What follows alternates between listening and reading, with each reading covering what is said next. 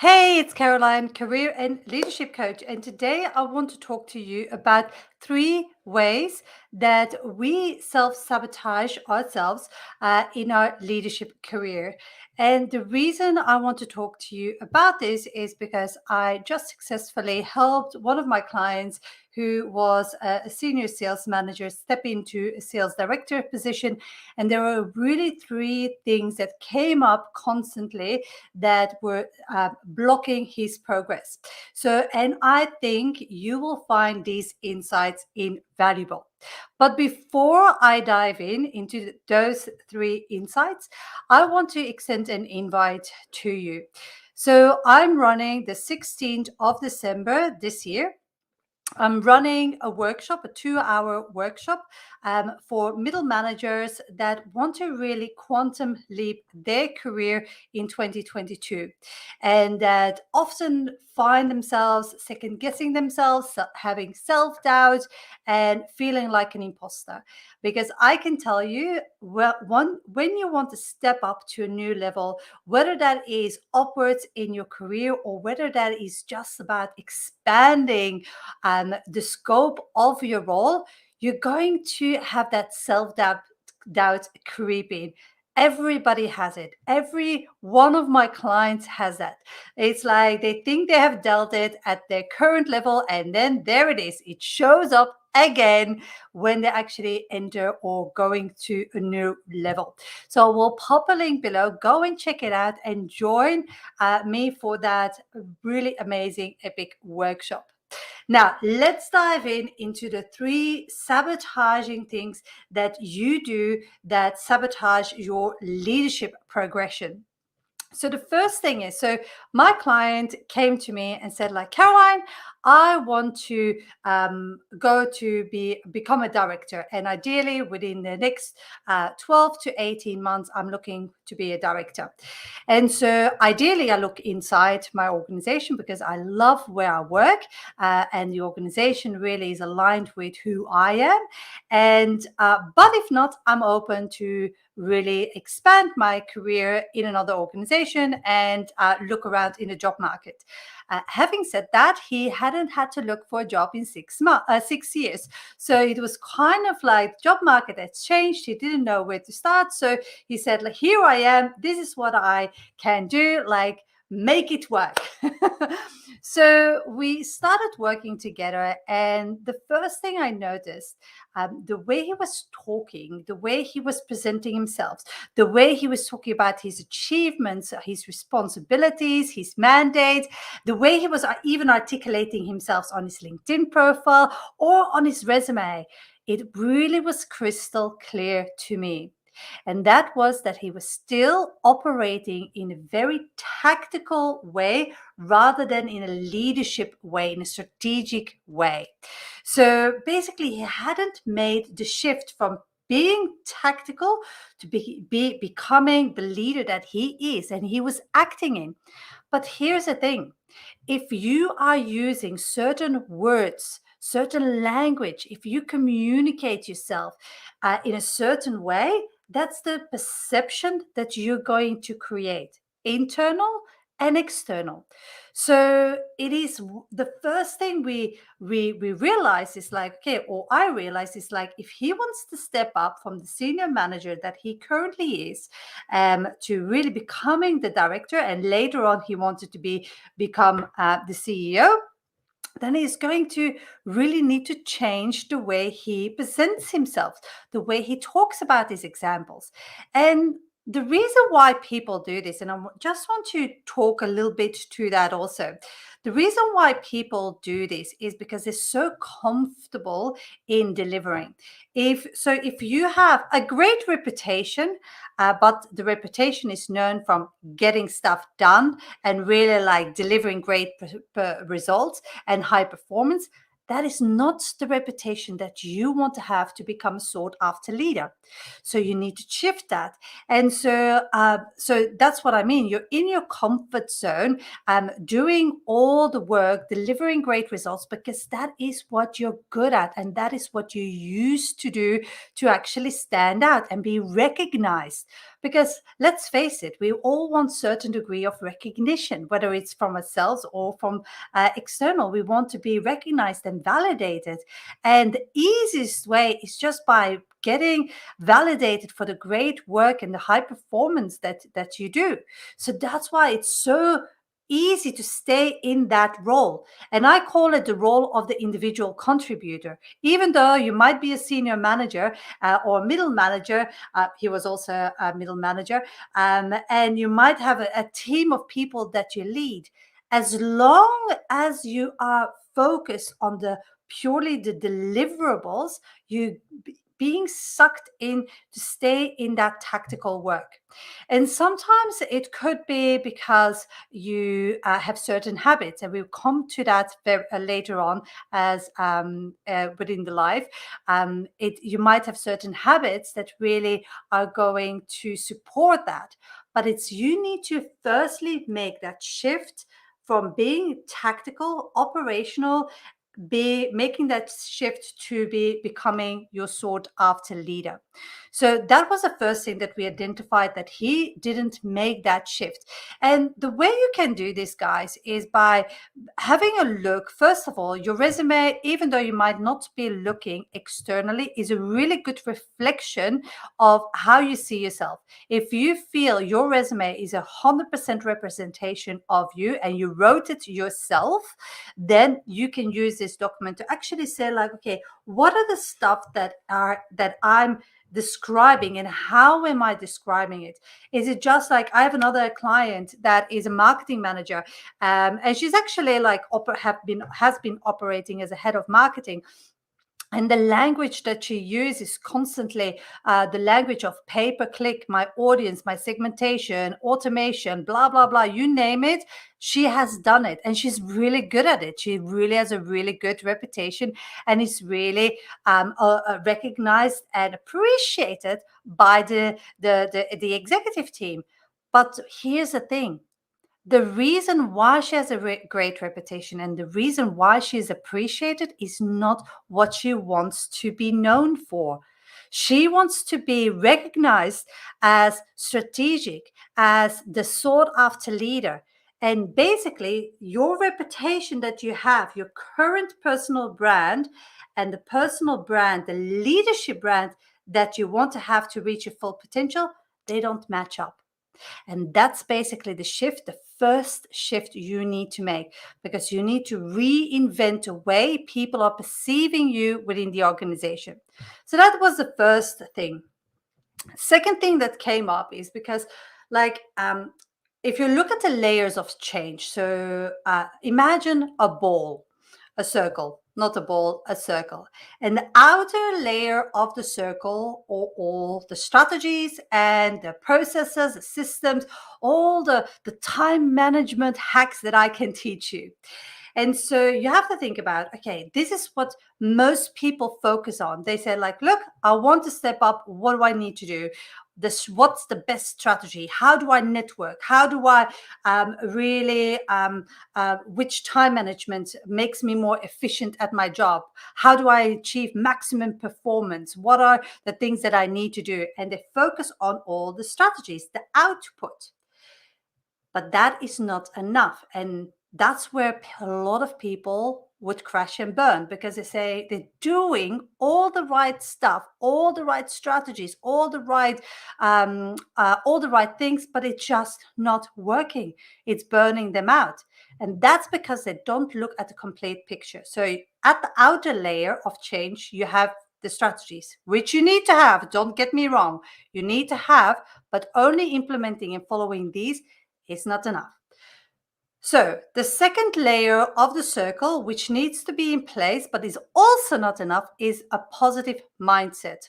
You have to think constantly like, okay, I can do this. You have to beat your self-doubt, overcome your imposter syndrome. You have to not second guess yourself. And this is a process that you have to go through. So you have to have a positive mindset, believing in yourself that you can do that. And so if you have the right strategies, if you have a positive mindset, that's already a good good foundation, but not all of it, to actually get you to where you want to be in your career. And so, say like that you want to quantum leap next year in 2022, then you need to make sure that those layers are basically like in place and you have the right foundation. But what is at its core? At its core, and that is the most important thing, is your identity. Now, most of the time, not most of the time, all the time, the way we see ourselves, our self beliefs, our self image, and our identity is formed before the age of 7, 8 years old. So all those beliefs, they're often like adopted by our parents, for our primary carers that we have been exposed to, and that is what forms our blueprint. And so that is basically what forms the core of what you believe about yourself. And so if you have, imagine, if you have the right strategies and you have the mindset like, I can do that, I can do that, give me it, I can work hard, I believe in myself, and so on. But your identity is not aligned with your mindset or with your actions, then it's not going to line up. You're not going to achieve your goal as effortless as it should be. So when we talk about identity, the identity is like often recognizable by statements that you say, like, I am. So if you say, I, for myself, for example, it would be, I am a mom, I am a wife, I am a coach, a leadership and career coach, I am statements. So for you, if you want to be a sought after leader, you have to think, if you say, I am a sought after leader, how does that make you feel? Do you have like, yeah, of course, I am a sought after leader? That little voice in your head that goes a little bit like, yeah, this is what my mindset, but you don't believe it deep down because you have self-doubt and you're second guessing yourself, like, oh, yeah, in some areas. Or are you absolutely firm? I am a change maker. I'm the best manager of my team. And you have such a conviction to believe that that is at its core what you are. Because if you have the right self image and the right look of who you are, the right identity, that supports your mindset, or your mindset will support your identity, then basically that is all aligned. And then you have the strategies to implement, then you're on fire. Then you will quantum leap your career. But as long as that is not all aligned, you will struggle. And you might get there by hard work, a lot of sacrifices, and blood, sweat, and tears, but it won't be easy.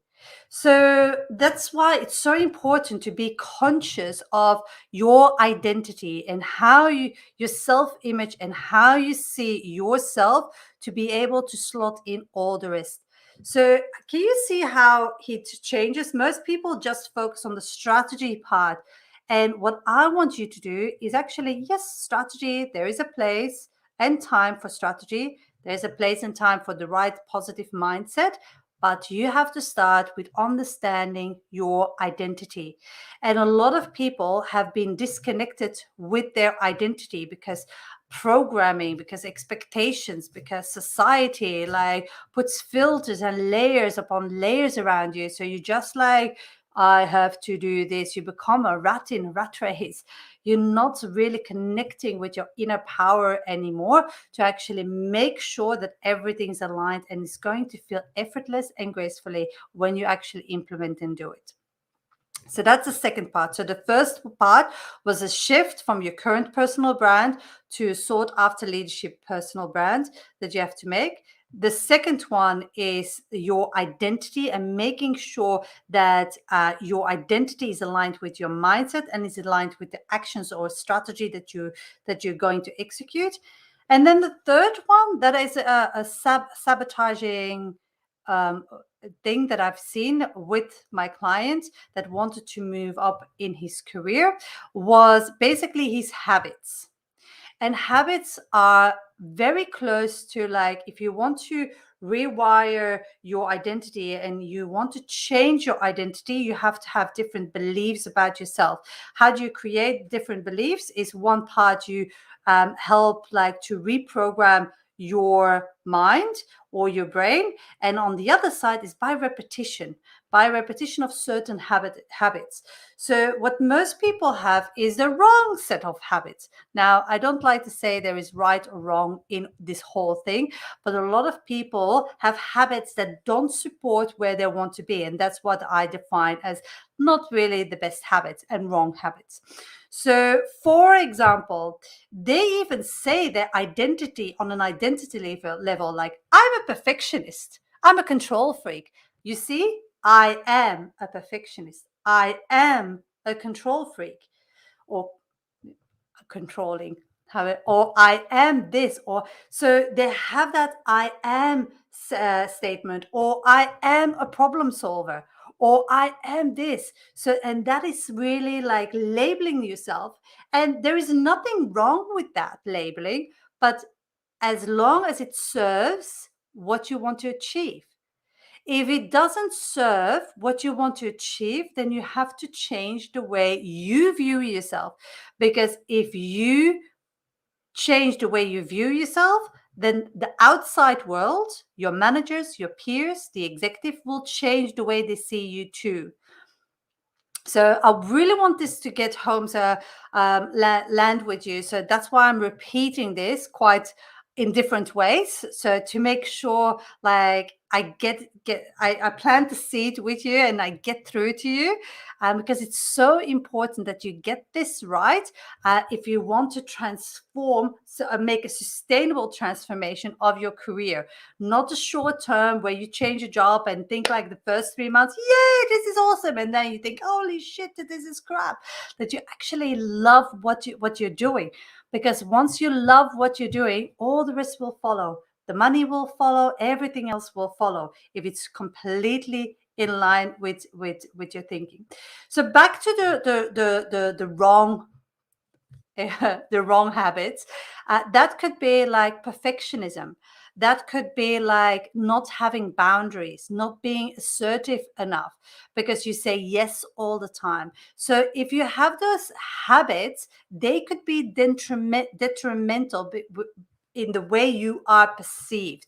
So if you, and again, I get it where people get it from. Like, you start work out of uni, and the only thing you know is that you have to work bloody hard to get anywhere. And you say yes to a lot of things because you want to just build up this reputation, that you how you want to be perceived by others. And that has served you, if you are a senior leader at the moment, that has served you up to a certain level. But as soon as you want to go to the next level, then you need to change that habit. Being a perfectionist is going to not help you. Being likable and being a people pleaser is not going to serve you, because you will, and being like hardworking is also not going to get you to the end result that you want to have, because it will lead to burnout. It will lead to downplaying your real potential because you're saying yes to things that you shouldn't, and people will just have this image of you that's not giving them the complete picture. So basically, you need to understand, and being a perfectionist, that is going to, like, you can't do that when you have multi-million-dollar projects that you're working on, or teams of like dozens of people that you're leading. If you're a perfectionist, you need to let that go. You need to delegate, but in such a way that you build a team that you trust around you, that complement you, instead of you worrying for every single bit that you're doing. So that's the third one. That's the habits one. So let's recap on the 3 ways that you can sabotage your leadership career or leadership progression. First of all, not making the shift. The shift between your current personal brand and the leadership brand of a sought after leader. Secondly, is your identity, that your strategy does not align with your mindset, does not align with your identity, that there is somewhere a disconnect in the three, and that you have to clear up that disconnect first before it all will go with ease and grace. And the third one is that you are embodying habits that are not serving you for the bigger picture. So those are the three that I want you to really think about how they are playing out in your life, in your career. Now, like I said, if you are keen to dive deeper in these subjects, the workshop that I have coming up the 16th of December at lunchtime, Sydney time, 12:30 actually, I think it is Sydney time. It's going to be 90 minutes training and workshop. So it's going to be a very interactive. Like, we're going to have shit done during the workshop. It's not going to be the webinar style where I have pretty slides going through it. It's going to be very, very doing workshop. And then we have Q&A after that. Because what my mission is to help you step into your power in 2022. And this is not by playing small. This is by playing big. But it all starts with reconnecting with you and understanding your why before we can explode that. So I will pop a link below so you can go and check it out if it's something that you're interested in, and also a link to register. If we are not connected yet on LinkedIn and you are keen to find out, and you're keen to connect and really get regular updates with this type of lives, then connect with me if you randomly came across this video. Otherwise, I would say, like, one last thing, give me thumbs up if you liked the message and you appreciated the content that I shared with you. It's always good to know what people like. And if you have a specific question, don't be afraid to reach out to me directly and say, like, hey, can you do a live, or can you share some insights about this topic? Because more than happy to do so. I know that a lot of people already do, and I try to keep up with everything. So if you have any questions, please reach out to me to let me know. Thank you so much, and I will see you in the next live. Thanks, guys. Bye.